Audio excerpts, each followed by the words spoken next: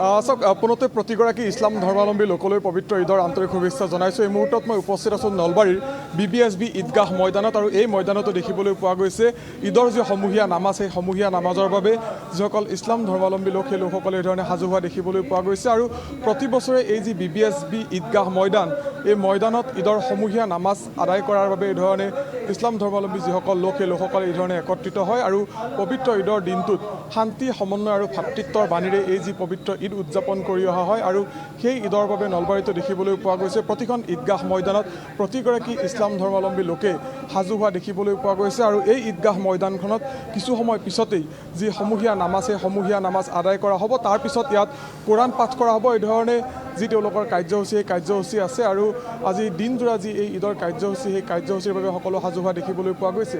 আমি পৰিৱেশটো দেখুৱাম। যিসকল ইছলাম ধৰ্মাৱলম্বী লোক, তেওঁলোকে ইতিমধ্যে ঈদৰ যি সমূহীয়া নামাজ, সেই সমূহীয়া নামাজৰ বাবে সাজু হোৱা দেখিবলৈ পোৱা গৈছে। এই মুহূৰ্তত ইয়াৰ এগৰাকী নৱনিৰ্বাচিত জিলা পৰিষদৰ সদস্যক এই মুহূৰ্তত সম্বৰ্ধনা জনাই থকা দেখিবলৈ পাইছোঁ। আব্দুল কাদিৰ, নলবাৰী অন্যতম এটা জিলা পৰিষদ সমষ্টিৰ পৰা তেখেতে এইবাৰ নিৰ্বাচনত জয়লাভ কৰিবলৈ সক্ষম হৈছিল। তেখেতকো এই ধৰণে ঈদৰ এই সমূহীয়া নামাজৰ প্ৰাক্ষণত সম্বৰ্ধনা জনাবলৈ আগবাঢ়িছে। আমি কথা কিছু পাতিম। অকণমান আপোনাৰ ওচৰলৈ আহিছোঁ, পবিত্ৰ ঈদৰ শুভেচ্ছা জনাইছোঁ। সমূহীয়া নামাজৰ বাবে আপোনালোক সাজু হৈছে, কি ক'ব আজি ঈদৰ দিন? তো আজি সমূহ অসমবাসীলৈ ঈদুল আজহাৰ শুভেচ্ছা জনাইছোঁ। আৰু লগতে শান্তি সম্প্ৰীতিৰ এই মিলনভূমি BBSB ঈদগাহ ময়দান, এই ঈদগাহ ময়দানত আমি সকলো সমবেত হৈছোঁ। আৰু এই ঈদগাহ ময়দানত আমি সকলো সমবেত হৈ বিশ্ব শান্তিৰ হকে দোৱা আমি প্ৰাৰ্থনা কৰিম, এইটোৱে ক'ব বিচাৰিছোঁ। সকলোৱে বিশ্ব শান্তিৰ বাবে সমূহীয়া যি দোৱা, সেই দোৱাসমূহীয়া দোৱা কৰাৰ বাবে আগবাঢ়িছে। আমি কথা কিছু পাতিম আন যিসকল ইছলাম ধৰ্মাৱলম্বী লোক আছে, তেখেতসকলৰ সৈতে কথা পাতিম। পৰিৱেশটো দেখুৱাব এটা সুন্দৰ পৰিৱেশ। ঈদৰ সমূহীয়া যি নামাজ, সেই নামাজ কিছু সময় পিছতে আদায় কৰা হ'ব। মই অকণমান কথা পাতিম। ঈদৰ শুভেচ্ছা জনাইছোঁ। ঈদ মোবাৰক জনাইছোঁ। আজিৰ দিনটো কেনেকুৱা লাগিছে? ভাল লাগিছে বা এই ত্যাগৰ নিদৰ্শন এটা। জাতি ধৰ্ম বৰ্ণ নিৰ্বিশেষে তাৰমানে আমি ঐক্যবদ্ধ হৈ পেলাই শান্তি প্ৰতিষ্ঠা কৰাৰ মূল উদ্দেশ্য। আপোনাকো ঈদৰ শুভেচ্ছা জনাইছোঁ। আজি পবিত্ৰ ঈদৰ দিনটোত কি বাৰ্তা দিব বিচাৰিব সমগ্ৰ বিশ্বত?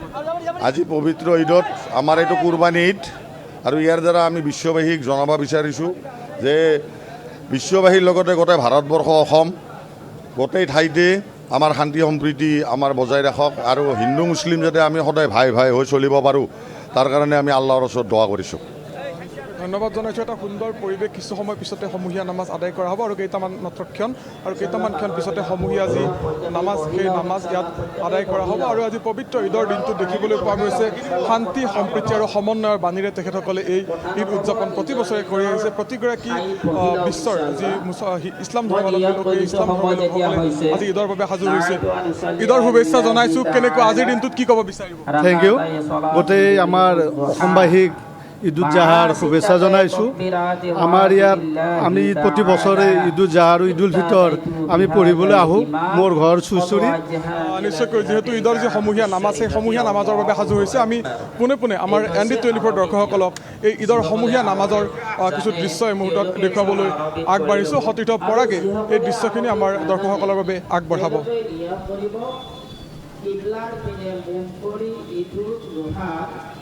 দুই ৰাকাত ৱাজিব নামাজ 6 তাকবীৰৰ সৈতে উক্ত ইমামৰ পিছত পঢ়াৰ নিয়ম কৰিল। তাত জায়েদ 6 তাকবীৰ, এই কথাখিনি ৰাখি ল'ব। কিবলাৰ পিনে মুখ কৰি ঈদুল জোহাৰ 6 তাকবীৰৰ সৈতে, 6 তাকবীৰটো ক'ব লাগিব, যদি নহয় নামাজত অসুবিধা আহিব। 6 তাকবীৰৰ সৈতে উক্ত ইমামৰ পিছত পঢ়াৰ নিয়ম কৰিল।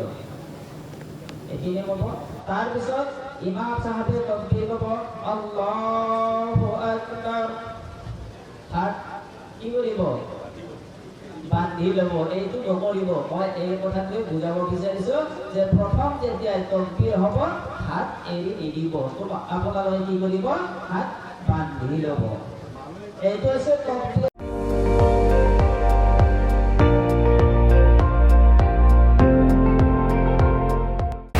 আপুনি চাই আছে ND24, সৰ্বশ্ৰেষ্ঠ নহয়, সৰ্বোত্তমৰ দৌৰা।